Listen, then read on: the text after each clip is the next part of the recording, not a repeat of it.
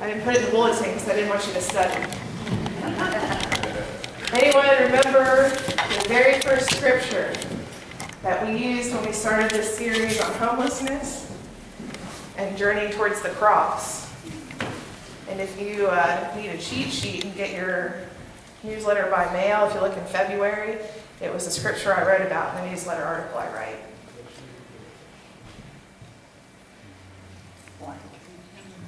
No one remembers? I'll give you a clue. It has foxes and birds in it. Does that ring a bell for anybody? What is it? They all have homes. They all have homes, but Jesus does not. All right, so let me read it to you again. It's Matthew 8th chapter, the 20th verse. Jesus replied, "Foxes have dens and birds have nests, but the Son of Man has no place to lay his head." That has been the scripture that has been guiding us through the last several weeks, even though we've looked at multiple stories.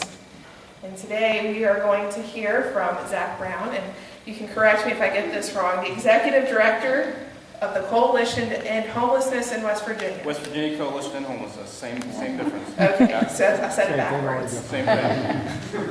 The Coalition in West Virginia to End Homelessness, right? Yeah. Okay. You can call it whatever you want. Call it whatever you want. All right, well, he is responsible for some of the work that happens with homelessness here Yes. in part of the Parkersburg area. So we were talking some before service started about what we do here at the church and what happens at Latrobe Street and in the larger community. So he's going to share some information with us today that will help us understand homelessness, especially across the state and in our own area, in a better way than I could ever share it with you. So without any further ado, I give you Zack. Oh, pressure's on.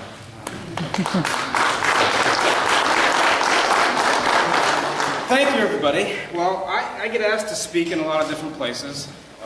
This is officially my first church gig, so thank you for that.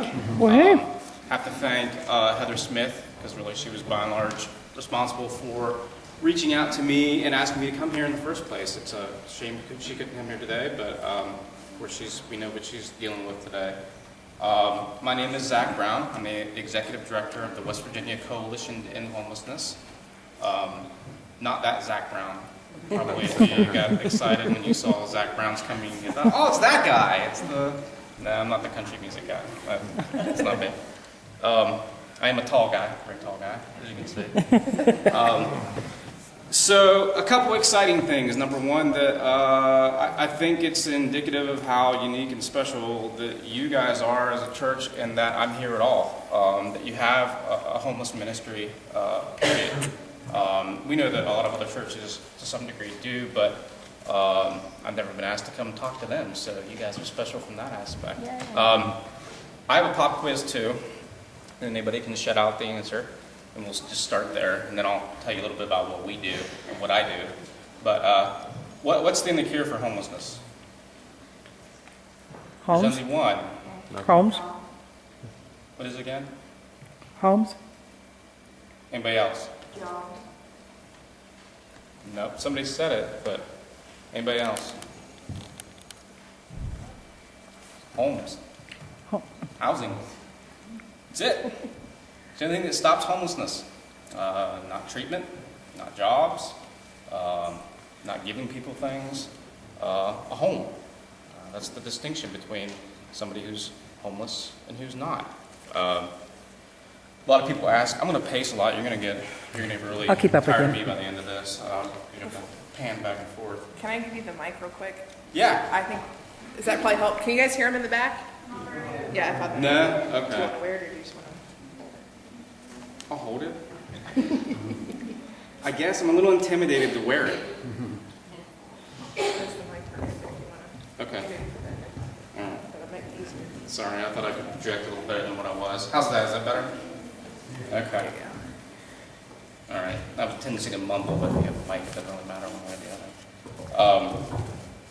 Homelessness. A lot of people ask, a lot of people think that we don't have any homelessness in West Virginia as a rule, that it doesn't exist here. A lot of people think that homelessness is an urban issue that happens in big cities, and it's not. We have homelessness, unfortunately, is alive and well in West Virginia. both in the cities and towns and in the most rural places in West Virginia. So a couple things I was going to talk about this morning, and I was going to leave a little time for questions if you guys had questions. But we deal in two main issues in trying to end homelessness in West Virginia. We deal with facts.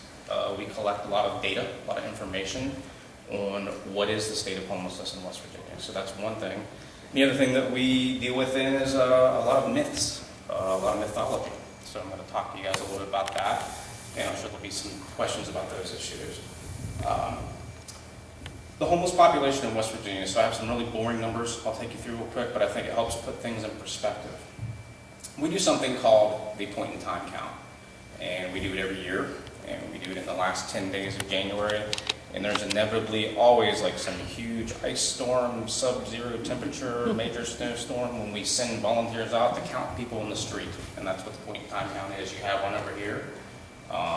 Happens more in Parkersburg proper, as you could well imagine, but we train and send volunteers out into communities to try to get a handle on annually how many people we have on the street. And it's difficult, and it's hard, and it's, again, this year was when we were having that 14 below, 12 below. It's hard to get people to volunteer to go out and count people on the street when it's 12 degrees below zero. But I don't have the updated numbers, but I have last year's numbers to share with you. We had 628 unsheltered people in West Virginia as a state. Over 500 of those were adults and 74 were children. So think about the fact that we had 74 kids in West Virginia out on the street, living on the street. Tents, cars, you name it. And this is just a snapshot of the numbers that we have. 182 unsheltered chronically homeless persons on any given night. You'll hear me say chronically homeless a few times, what that means. And when I ask for prayers about the grant that I'm working on, or the grants I'm working on right now, it's chronic homelessness is homelessness where folks are out on the street for either a very long time or several incidences over a time cap of homelessness. So on the street a year or more continuously, or the actual definition is if you're on the street 4 or more times in 3 years. But we have a lot of people who are on the street a lot longer than that. When I say chronically homeless, think of people who have high barriers, high needs, substance abuse, mental illness, lots of chronic health conditions. Chronically homeless people are the people who are most likely going to die on the street. And they are by and large the hardest folks for us to house, not because we can't, but because of the way we approach things, particularly in our state. So I'm going to talk a little bit about that. Sheltered people. People in either emergency shelters or transitional housing on a given night in West Virginia. Again, just a snapshot. 1,600, over 1,600 people in shelters, 1,200 adults, 340 children, 11 unaccompanied children. That means kids on their own, no parents, no adult with them, in shelters or in transitional housing.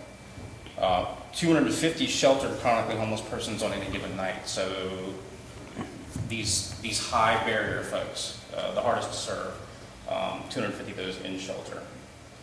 However, and here's the kicker, and here's where I'll talk about where we're falling down, we as in my organization, and we as in a state.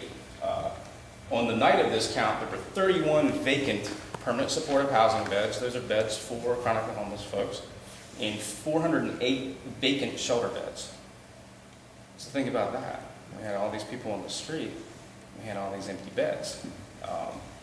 We don't usually make that assumption. I think when we think of homeless shelters, when we think of housing that's provided, well, people are in those beds. People are not in those beds. Not all of them, at least. Wood County. I thought it might be interesting for you guys to have some specific information about Wood County. We'll get past the boring numbers part of my presentation. 64 sheltered individuals with children, 36 children in shelter. That's in Wood County. 46 single people sheltered, 1 unaccompanied child. This is last year's numbers. 19 people with mental illness, 15 with substance abuse issues, 8 veterans. 6 of those veterans were female. We started counting female veterans last year. The government asked us to start counting female veterans. I think partly because we do a lot of counting of veterans because we have a huge issue of now the influx of younger veterans coming back from these wars, and they have a myriad of issues. Cycling back into civilian life, their lives have changed. They've been overseas for a long time. They've seen things that most of us will never see, and dealt with things that aren't easy to bring back with you. So we see a lot of veterans on the street, more so now than in the past in my career. So unsheltered people in Wood County, you had 10 that we could find in Wood County. But that's 2% of the entire state unsheltered population when you look at the whole numbers. So that's nothing to sneeze at. Of those unsheltered, 5 had mental illness and 2 had substance abuse issues of some sort. So that gives you a little idea of, A, that the problem does exist. Maybe not to the degree that it does in some of the bigger cities, but it certainly does exist, and it exists right here in your own county. Let's talk about myths. What are some stereotypes of homelessness? You guys can shout those out. They're just lazy and don't want to work. Okay. Lazy, shiftless, what else? They choose not to get help. They and it's choose right not to there. get help. Choose to be homeless. We hear that a lot. Don't people choose to be homeless? Don't they want to live a free, open, unimpeded lifestyle out on the road? Well, no. Is the short answer to that. Homelessness is not very romantic. It's not very freeing. It's not a lot of the things that we think that it may be. What are some other things that we hear about homelessness that may or may not be true? That they're all alcoholics and drug addicts. That's a very good one. That they're all alcoholics or drug addicts. Not true. So let's run through my little list of myths that I have here, and this is based on some of the one of the better papers on myths. That homelessness is usually a long-term condition. Not true. What is true is probably about 80%. Not probably. This is factual across the nation. 80% of people who become homeless are homeless once and never homeless again. They solve their own homelessness. They get out of it. They figure out a way to not be homeless. You have more people living in poverty in homes than you do homelessness, by far. Another probably 15% of people who become homeless need a little bit of help, and then they get out of the system and they never come back in again. That last 5 to 10%, that's the tricky part. That's what I'm referring to, the chronically homeless. Those are the folks that are on the street the longest, most likely to die on the street, and use up about 60% of the resources. What we normally stereotypically think of as a homeless individual, that's the chronically homeless. Those are the people that are out on the street for a long time. So when I say that they use up 60% of the resources that are available, what would those be? I got pop quizzes all over the place for you today. So when I'm talking about resources and they're using up resources, what I'm talking about? Medical resources, Yep, medical resources. What else? mental health, Mental health. food. You know all the answers to these questions. you have a cheat sheet? No, You do. it's near and dear. Okay, all right. Mental health resources, hospital resources, medical resources, law enforcement resources. Get picked up. A lot of places you can't stand on the sidewalk and be homeless. Try standing on the sidewalk and being homeless in Martinsburg, West Virginia. You will get picked up, if not worse. So every law enforcement interdiction, every unfunded piece of health care, every unfunded piece of medical or mental health care, we pay for that as a society. So when I get the argument of these government programs you have for housing and services, we can't just write a blank check. We can't just put money out there. You're paying it now. You're paying it now at 4 to 5 times the rate it takes to do nothing, or it takes to put somebody in an apartment, excuse me. So it's far, far cheaper to put somebody in an apartment with services than it is to do nothing, leave them out there. They're consuming resources either way. The money's coming out of our pockets either way. So when we get into talking about